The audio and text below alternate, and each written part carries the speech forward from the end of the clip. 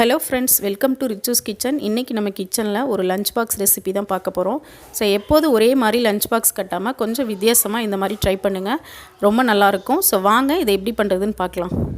So இன்றைக்கி நம்ம தயிர் சேமியா பண்ண போகிறோம். அதுக்கு ஒரு பாத்திரத்தில் பாதி அளவு தண்ணி வச்சுருக்கேன். தண்ணி நல்லா சூடானதுக்கப்புறம் இதில் 1 கப் அளவு வறுத்த சேமியா சேர்த்துக்கிறேன்.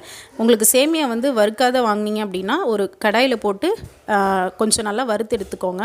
இது வறுத்த சேமியாங்கிறதுனால நான் வறுக்கலை. இப்போ தண்ணியில் மூழ்கிற அளவுக்கு நல்லா ப்ரெஸ் பண்ணி விட்டுடலாம். இது வேகிறதுக்கு பார்த்திங்க அப்படின்னா ஒரு 2 to 3 மினிட்ஸ் ஆகும். இப்போ இது நல்லா குக் ஆகட்டும். இப்போ பார்த்திங்கன்னா இது நல்லா வெந்து சாஃப்டாக வந்துருச்சு. இப்போ இதை ஒரு பாத்திரத்தில் ஃபில்டர் பண்ணி எடுத்துக்கலாம். இதனோட தண்ணியெல்லாம் நல்லா ஃபில்டர் பண்ணி எடுத்துடணும். இதை நம்ம அப்படியே வச்சுட்டோம் அப்படின்னா ஒரு மாதிரி குலைவான மாதிரி இருக்கும். அதனால் என்ன பண்ண போகிறோம் அப்படின்னா இது மேலே தண்ணி ஸ்ப்ரெட் பண்ண போகிறோம். ஸோ இந்த மாதிரி ஊற்றுறப்போ நம்மளுக்கு நல்லா உதிரி உதிரியாக வரும்.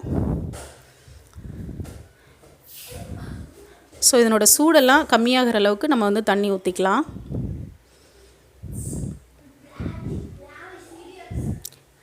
இப்போ இதை ஒரு பாத்திரத்தில் மாற்றிட்டு நம்ம தயிர் ஆட் பண்ணலாம்.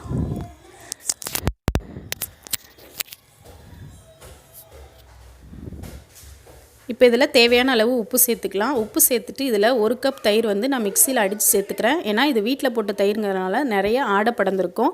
அதனால் ஒரே மாதிரி இருக்கணுங்கிறதுக்காக மிக்சரில் லைட்டாக ஒரு அடி அடித்து எடுத்துகிட்டு அதுக்கப்புறம் ஆட் பண்ணிக்கிறேன். இது கூடவே 1 கப் அளவு பால் சேர்த்துக்கிறேன். நீங்கள் மதியம் லஞ்ச் பாக்ஸுக்கு கட்டணும் அப்படின்னா பால் 1 கப்னா தயிர் 1 கப் சேருங்க. பாதிக்கு பாதி சேர்த்துக்கணும். அப்போ தான் நம்ம மதியம் சாப்பிட்றப்ப கரெக்டாக இருக்கும். நீங்கள் உடனே சாப்பிட்றீங்கன்னா கொஞ்சமாக பால் சேர்த்துக்கலாம். இந்த மாதிரி பால் சேர்த்து நம்ம மிக்ஸ் பண்ணுறப்போ நம்மளுக்கு நல்ல க்ரீமியாக இருக்கும். இப்போ பாலும் தயிர் ஊற்றி நல்லா மிக்ஸ் பண்ணதுக்கப்புறம் இதுக்கு தாளிச்சிடலாம். இப்போ ஒரு கடாயில் கொஞ்சமாக எண்ணெய் சேர்த்துருக்கேன். இதில் 1 ஸ்பூன் அளவு கடலைப்பருப்பு, 1 ஸ்பூன் அளவு உளுந்தம்பருப்பு சேர்த்துக்கிறேன். இது நல்லா லைட்டாக பொரிஞ்சதுக்கப்புறமா இதில் 1 ஸ்பூன் அளவு கடுகு சேர்த்துட்டு நல்லா பொரிய விட்டுடலாம்.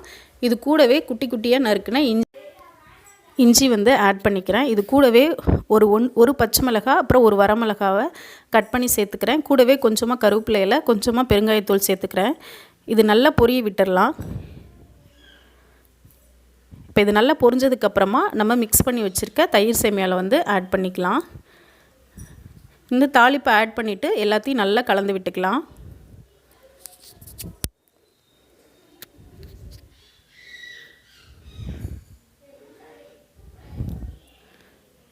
ஸோ இப்போ எல்லாத்தையும் நல்லா மிக்ஸ் பண்ணிவிட்டு இது லைட்டாக டெக்கரேட் பண்ணிக்கலாம். கொஞ்சமாக கொத்தமல்லி இலை தூவிக்கிறேன். இது கூடவே துருவி வச்ச கேரட் கொஞ்சமாக சேர்த்துக்கிறேன். அதுக்கப்புறமா எண்ணெயில் வறுத்தெடுத்த முந்திரியும் ஆட் பண்ணிக்கிறேன். அப்புறம் கொஞ்சமாக மாதுளை சுளைகள் ஆட் பண்ணிக்கிறேன். இப்போ எல்லாத்தையும் சேர்த்துட்டு நல்லா மிக்ஸ் பண்ணிவிட்டு நம்ம லஞ்ச் பாக்ஸ் கட்டி விட்டுடலாம். இதை அப்படியே சாப்பிடாம கொஞ்ச நேரம் ஃப்ரிட்ஜில் வச்சு நம்ம சாப்பிட்றப்போ இன்னும் டேஸ்ட் நல்லாயிருக்கும். ட்ரை பண்ணி பாருங்கள். அவ்வளோதான், நம்மளோட லஞ்ச் பாக்ஸ் ரெசிபி ரெடி ஆகிடுச்சு. நீங்களும் இந்த மெத்தடில் செஞ்சு பாருங்கள். செஞ்சு பார்த்துட்டு பிடிச்சிருந்தா மறக்காமல் சேனலை சப்ஸ்கிரைப் பண்ணுங்கள், லைக் பண்ணி ஷேர் பண்ணுங்கள். தேங்க்யூ.